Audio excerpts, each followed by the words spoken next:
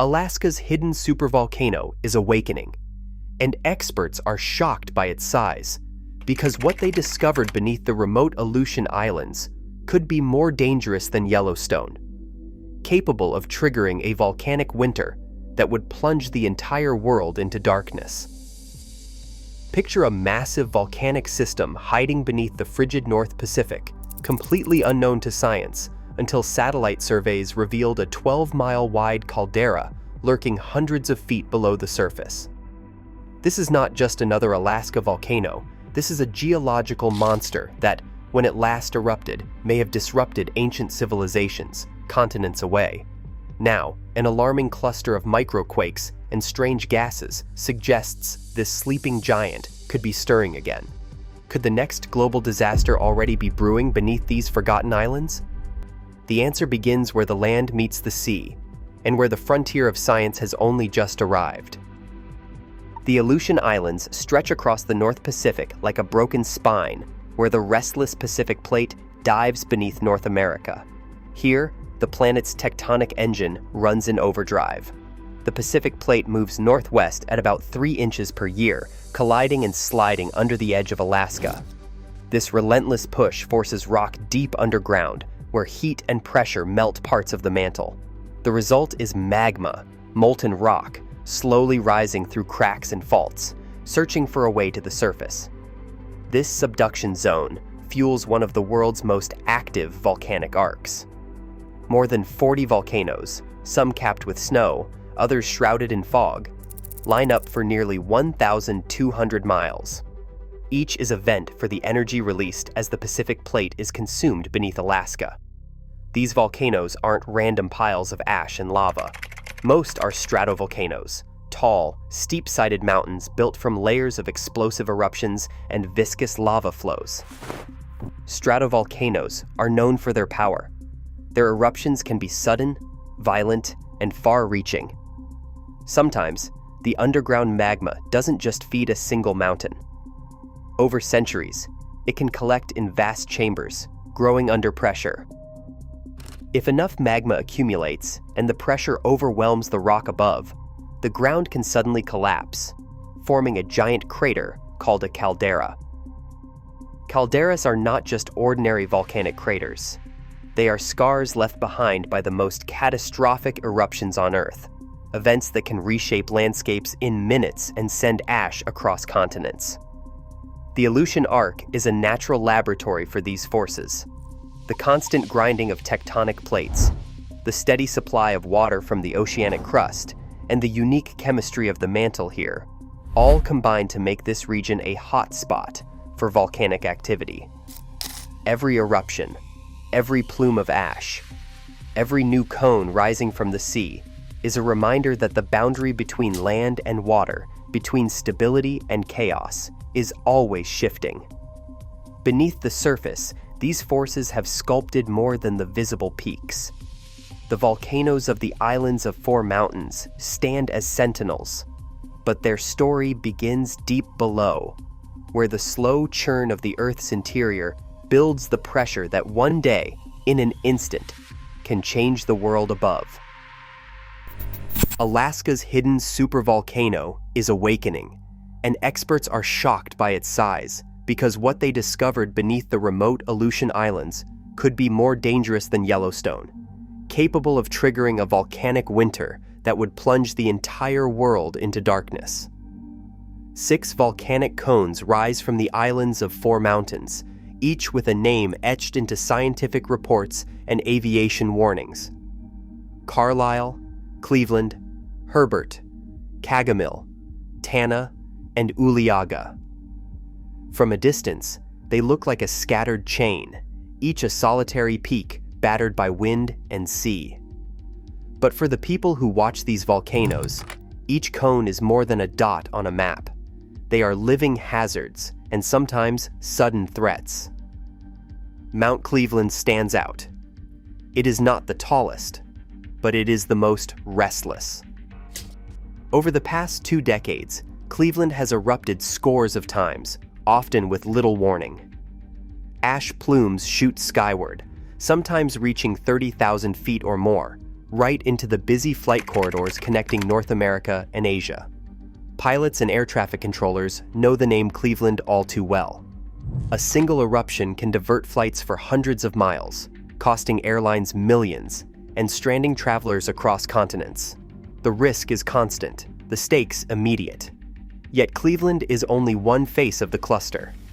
Herbert and Cagamel flank it to the north, while Tana and Uliaga stand guard to the southeast. Carlisle, often shrouded in fog, anchors the ring to the west. Each volcano has erupted in living memory, but none as persistently as Cleveland. The six together form a tight semicircle, their slopes sometimes streaked with snow, their flanks scarred by old flows and landslides. For decades, scientists cataloged each as a separate entity, a list of hazards, each with its own eruption record and risk profile. The six form a pattern researchers cannot ignore. The people studying these peaks are as varied as the volcanoes themselves. There are geophysicists tracking seismic tremors, volcanologists sampling hot springs, and aviation hazard coordinators scanning satellite feeds for new ash clouds. Some spend months in Anchorage, glued to real-time data. Others brave the islands themselves, landing by boat or helicopter in short windows between storms. Their roles are different, but their focus is shared. Understanding how these volcanoes behave and how their outbursts ripple through the world beyond. For local Unangax communities, the volcanoes are both threat and presence, sometimes sending ash that settles on fishing boats, sometimes rumbling in the night. For the global traveler, the risk is more abstract, but no less real. Every jet that crosses the North Pacific arcs over this volcanic cluster, relying on early warnings and expert judgment. In this remote corner of Alaska, the stakes are measured not just in scientific discovery, but in the safety of people thousands of miles away. The six cones are more than isolated peaks. They are the visible edges of something larger, a mystery that draws scientists and hazard planners back, year after year, to the storm-lashed islands at the edge of the world. Gravity does not lie. When satellites first swept across the islands of Four Mountains, their instruments detected a faint but unmistakable anomaly, a subtle dip in the gravitational field right where the six volcanoes form their tight arc. This low is not random. Around the world, similar gravity signatures trace the scars of ancient calderas, places where the crust collapsed after a massive eruption emptied a giant magma chamber. In Alaska, the pattern matches the ring-shaped arrangement of Cleveland, Carlisle, Herbert, Cagamel, Tana, and Uliaga. But gravity alone cannot tell the whole story. Seafloor maps from the 1950s hinted at something unusual. Underneath the islands, bathymetric surveys revealed arc-shaped ridges, curving like the rim of a broken bowl. In the center, a broad depression sinks more than 400 feet below the surface, far deeper than the surrounding seabed. Later, high-resolution sonar confirmed the geometry, a near-perfect circle almost 12 miles across hidden beneath the waves. The Ring of Islands is not a random scatter of volcanoes. It is the fractured edge of a single, enormous caldera. Seismic monitors picked up another clue. Micro-earthquakes, tiny tremors too small to feel, ripple through the crust beneath the islands. Instead of clustering under Mount Cleveland alone, these quakes stretch in a broad arc extending east and north of the visible peaks. The pattern fits a shared magmatic system, not six isolated volcanoes. It is as if the entire ring is breathing, the crust flexing above a common reservoir of molten rock. Chemical signals add more weight. Volcanic gases vent from hot springs and fumaroles scattered across the islands. Their composition, rich in sulfur and carbon dioxide, points to a deep, integrated, magmatic source. The gases do not just rise from a single vent, they seep from multiple points along the ring, another sign that the system below is vast and interconnected. But the most damning evidence comes from the rocks themselves. On the slopes of Tana and Carlisle, geologists found welded ignimbrites, dense glassy rock formed when a pyroclastic flow hotter than a blast furnace races across the land and fuses into a solid sheet. These deposits are not the product of ordinary eruptions. Welded ignimbrites only form during the largest volcanic blasts, when entire mountains collapse and ash clouds blot out the sun. Their presence means that, at least once, the islands of four mountains unleashed a caldera forming eruption on a scale that rivals Yellowstone or Krakatoa. No single dataset settles the question, but together, gravity lows, ring-shaped seafloor ridges, earthquake arcs, volcanic gases, and welded ignimbrites paint a picture of a hidden supervolcano, its rim just breaking the surface, its scars sealed beneath the waves. The evidence converges on a single haunting possibility. The 6 volcanoes are not 6 at all, but the fractured edge of a monster whose true size has only just come into view. A research vessel pushes through heavy Aleutian fog, its hull groaning as it rides the chop. Every minute at sea costs thousands of dollars, and each wave and each squall chips away at the precious time scientists have to gather proof. The islands of four mountains are only accessible for a narrow slice of the year, sometimes just a few weeks, when the storms ease and the wind relents. For volcanologist Diana Roman and her team, this means a frantic race against both weather and the clock. The ship's deck is packed with equipment, multi-beam sonar arrays for mapping the seafloor in high resolution, racks of sensors, and the battered shell of an autonomous underwater vehicle, an AUV designed to slip beneath the waves and scan the caldera's hidden rim. Every instrument must survive salt spray, freezing rain, and the constant threat of mechanical failure. The stakes are high. Chartering a global-class research ship can cost up to $80,000 a day, and a single lost day to weather can erase months of planning. Crew members scramble to deploy the AUV, bracing against icy gusts. The goal is to capture detailed images of the submerged ridges and the central depression hinted at by earlier surveys. Multi-beam echo sounders sweep the seafloor, revealing new contours with each pass, but the data is only as good as the hours they can keep the ship steady in unpredictable currents. In the cramped lab below decks, scientists hunch over monitors, watching real-time maps take shape pixel by pixel. They know that every new line of data could confirm or contradict the caldera hypothesis. But the challenges go beyond nature. The COVID-19 pandemic has thrown a new layer of uncertainty over every expedition. Crew sizes are slashed to the bare minimum. Everyone is tested and quarantined before boarding. Medical isolation plans hang over the mission like a shadow, and a single case could force an early return and wipe out the field season. Some planned campaigns are canceled outright. Even when the weather cooperates, the world beyond the ship moves under pandemic rules, tightening the window even further. Diana Roman describes the process as looking under the couch cushions, scraping together scattered pieces of evidence, never sure if the next clue will be the one that makes sense of the whole. The frustration is real. The islands are remote, the sea is unforgiving, and the data remains stubbornly incomplete. Yet the urgency never fades. The more the team learns, the more they realize how much remains hidden beneath the waves. Michael Poland from USGS calls it a mad rush to collect data.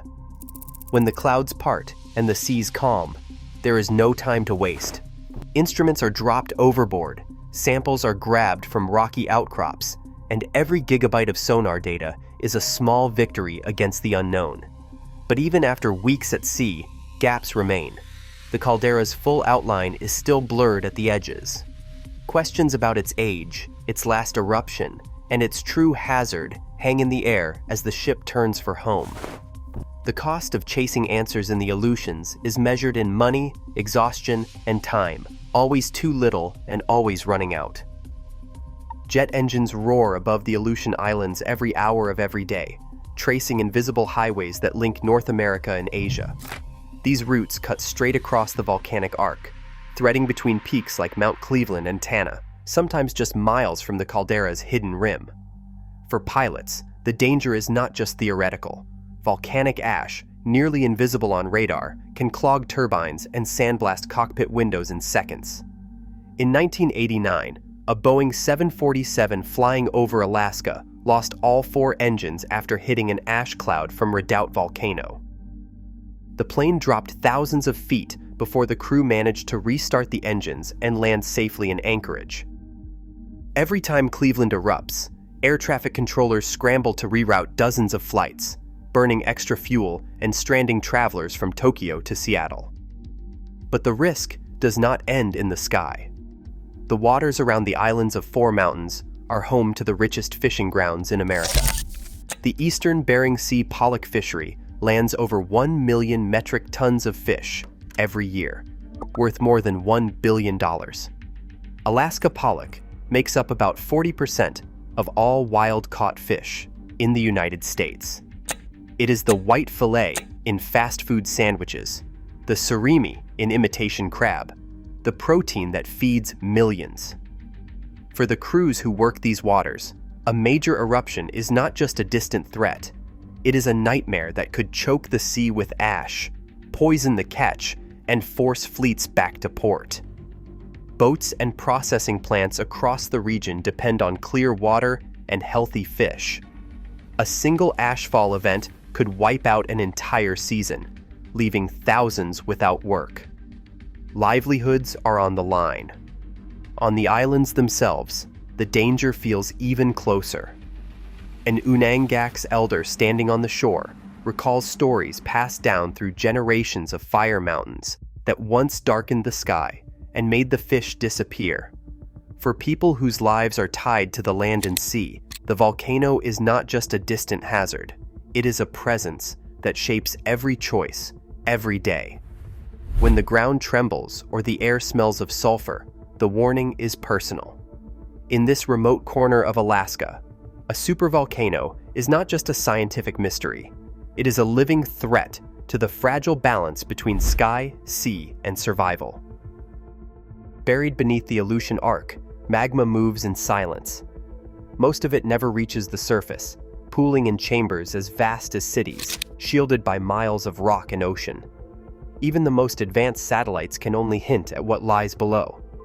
In 2023, scientists scanning deep beneath the Denali Volcanic Gap, an area long thought volcanically dead, uncovered a hidden reservoir of molten rock 11 kilometers down. No visible volcano marks the spot. The Earth keeps its secrets well. Stealth eruptions are not a fantasy. At Mount Veniaminoff, another Alaskan giant, eruptions have ignited with barely a whisper, with no warning tremors, no swelling ground, just a sudden burst of ash. In 2021, one eruption was detected 3 days late. The lesson is clear. Not every volcano announces itself. The islands of 4 mountains are watched by a handful of distant sensors. Remote seismometers, satellites, and weathered gas monitors form a patchwork of vigilance. But the seafloor caldera, hidden beneath hundreds of feet of water, remains largely blind to these tools. Ocean bottom seismometers, the gold standard for tracking magma movement, are absent here. Harsh weather, high costs, and overlapping government jurisdictions have left the system with too few instruments. A single malfunctioning sensor can mean missing the first signs of unrest. Insurance giants and risk modelers quietly run scenarios behind closed doors. Their spreadsheets factor in the possibility of an eruption with no warning, one that could ground trans-Pacific flights, choke supply chains, and trigger cascading losses worth billions. Yet when they ask scientists for probabilities, the answers come with caveats and shrugs. The data is just too thin. A specialist in stealth eruptions warns that the greatest danger is not what can be seen, but what remains invisible. The caldera beneath the islands of 4 mountains is a blind spot in the global hazard map, a gap where vigilance is needed most and certainty is impossible. Until more sensors are in place, the world must watch with one eye closed, hoping the next signal is not the last. Right now, scientists are racing to map the true scale of Alaska's hidden volcanic giant. With 1.3 million metric tons of seafood and trans-Pacific air routes at stake, uncertainty is more than academic. It is economic and global. Nature does not wait for our understanding. Sometimes the greatest danger is what we have only just begun to see. Stay curious. Tell me your thoughts in the comments below. Japan's 6.8 earthquake just shocked scientists, and the 9.0 plus megaquake risk is rising. Because what happened off the coast of Japan follows the exact same terrifying pattern that preceded the 2011 Tohoku disaster that killed 18,000 people and triggered a global tsunami. Picture magnitude 6.8 and 6.4 earthquakes rupturing in the same location where the Great Tohoku earthquake began, after 17 days of complete seismic silence. This isn't normal aftershock activity. This is a foreshock sequence that mirrors the deadly buildup to Japan's worst natural disaster in modern history. But here is what has seismologists in complete panic. The earthquake struck within 1 hour of a massive X-class solar flare blasting directly at Earth. The same space weather conditions that have triggered every major earthquake in recent history suggest forces beyond our planet are somehow connected to when the Earth decides to unleash its most violent geological fury. Even more terrifying, there is a 5% chance these earthquakes are just the warm-up act for something much bigger. The stress patterns, the timing, the location, everything matches the 2011 sequence that built up to a magnitude 9.1 megaquake that moved Japan 8 feet and shifted Earth's axis. Are we watching the early warning signs of Japan's next mega disaster?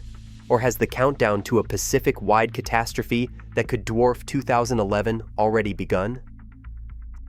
Seismologists turned immediately to the raw seismic fingerprints left by the November 9th earthquake. Within seconds of the first broadband pulses, the network of deep ocean and land seismometers recorded a sharp onset, an unmistakable signature of a shallow megathrust rupture. The quake's focus lay just 10 kilometers beneath the seafloor, locked into the same subduction interface that has haunted Japan's disaster memory for over a decade. Sensors along the Japan Trench captured a cluster of nearly simultaneous shocks, each one mapped to a tight zone east of Iwate Prefecture. In the hours that followed, analysts scrutinized the event's waveform shapes. The initial P waves arrived with a crisp, high-frequency edge, followed by dense S-wave energy that rolled through the crust. These patterns matched what is expected for a classic interface event, but the clustering of epicenters, main shock, and aftershocks, packed within a few dozen kilometers, stood out. Normally, aftershocks scatter more widely. Here, the seismicity was tightly bundled, suggesting the fault had not fully relaxed. One analyst at the National Research Institute for Earth Science and Disaster Resilience summed up the concern. When you see a cluster like this, right on a trench segment known for its locked potential, you have to wonder if the fault is communicating stress along its length. The sequence's anatomy revealed more than just location. The main shock and its largest aftershock, a magnitude 6.4, ruptured almost side by side, both at shallow depths, both in the same locked corridor that failed catastrophically in 2011. The brief silence before the first rupture, followed by a rapid-fire cascade of moderate events, drew attention to the possibility of stress transfer between patches. Seismologists mapped the hypocenters in 3 dimensions, noting how they stacked along the interface. The clustering was not random. It mirrored the geometry of the megathrust, with most activity hugging the boundary where the Pacific Plate dives beneath northern Honshu. The data suggested that energy was being shuffled, not dissipated, along a fault segment already flagged for future risk. The stacked pattern was unnerving. In the background, the broadband records told another story. The absence of deep, slow slip signals and the dominance of abrupt, high-frequency shaking pointed to a brittle rupture, evidence that the interface remains tightly coupled and capable of sudden failure. As the aftershock catalog grew, experts watched for any sign of migration or escalation, knowing that the anatomy of these first hours could hint at what the fault might do next. A magnitude 6.8 earthquake might sound abstract until the numbers are converted into something tangible. The energy released by this single rupture was equivalent to the detonation of nearly 200,000 tons of TNT, enough to flatten a city block if focused at the surface. Yet, for the scientists watching Japan's seismic networks, the real shock came not from the headline magnitude, but from the way the energy was distributed and the odds it implied.